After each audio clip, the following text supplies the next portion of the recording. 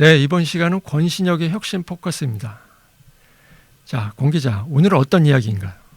네, 최근 프랑스에서 아이폰 12의 판매 유통이 중단됐는데요. 판매 중단의 배경과 이번 이슈의 원인이 되는 전자파 흡수율에 대해서 알아보겠습니다. 프랑스 현지 시간으로 12일 프랑스 전파관리 당국에서 아이폰 12에 대한 자국 내 판매 유통의 일시 중단을 명령했습니다. 이유는 아이폰 12에서 전자파 인체 흡수율 수치가 기준치를 초과했기 때문인데요. 전파관리 당국이 시장에 유통되는 휴대전화 141종을 전수조사한 결과 아이폰 12에서 기준치를 초과한 5.74W의 사지 부분 전자파 흡수율이 나왔다고 전했습니다.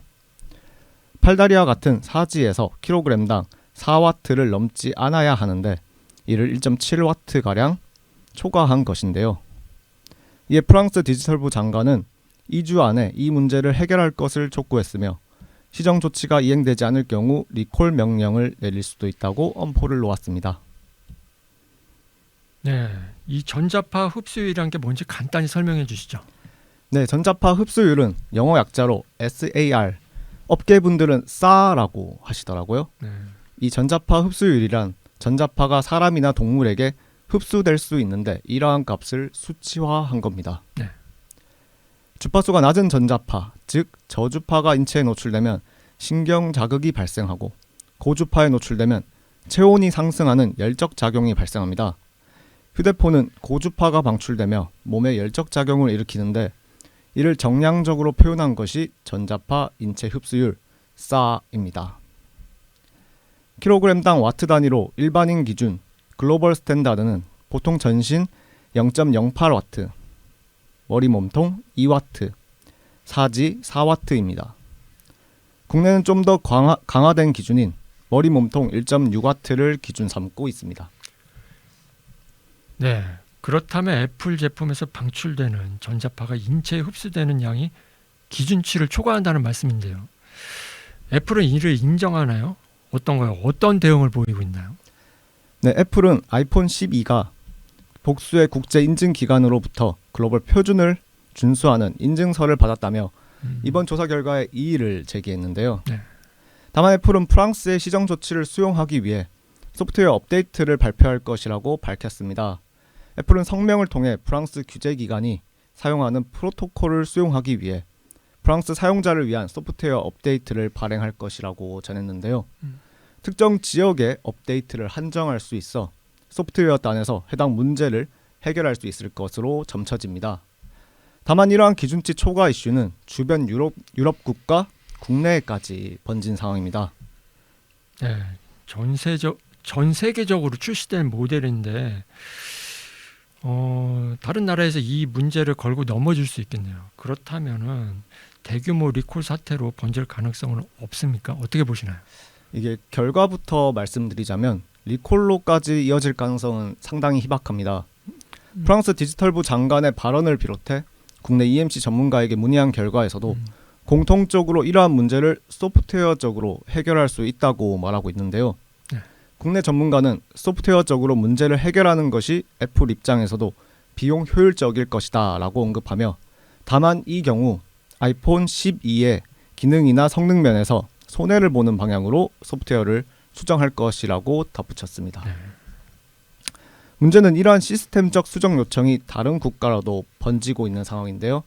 독일을 비롯한 벨기에에서 업데이트를 요청했으며 포르투갈, 네덜란드 등에서 상황을 예의주시하고 있는 것으로 보입니다. 네.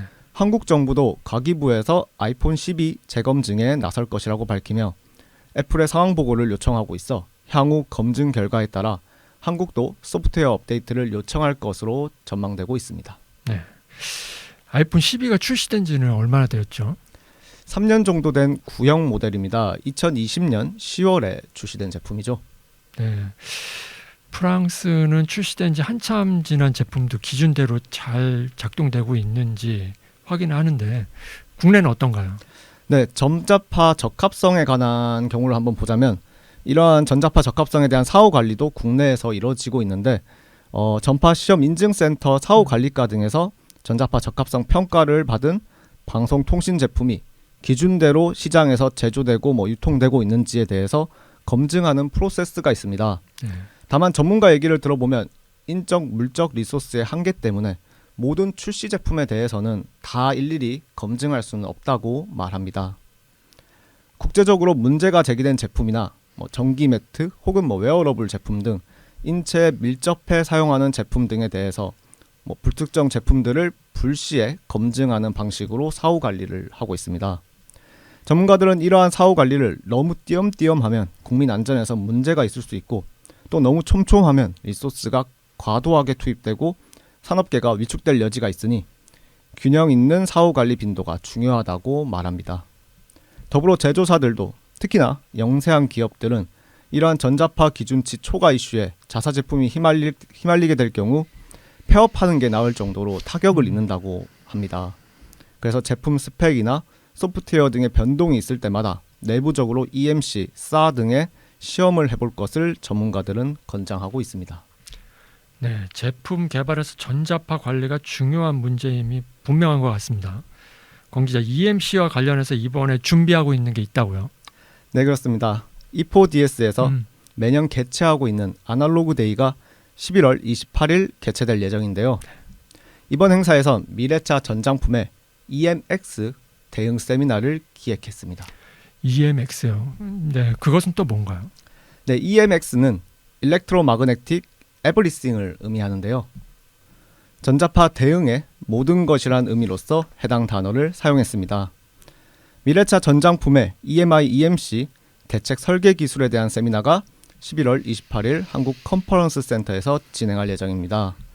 이번 행사에는 한국전자파학회 EMC 기술연구회 위원장이신 김종훈 박사님께서 미래차 전장품 EMC 대책 설계 기술 이론으로 오전 세션을 담당하시고 오후에는 원포인트 EMC 설계 및 디버깅 기술 자문을 맡아주셨는데요.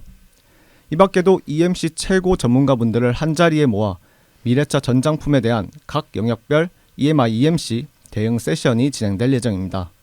많은 분들의 참여 부탁드리며 구체적인 안내는 E4DS 뉴스 홈페이지에 컨퍼런스 탭에서 살펴보시기 바랍니다.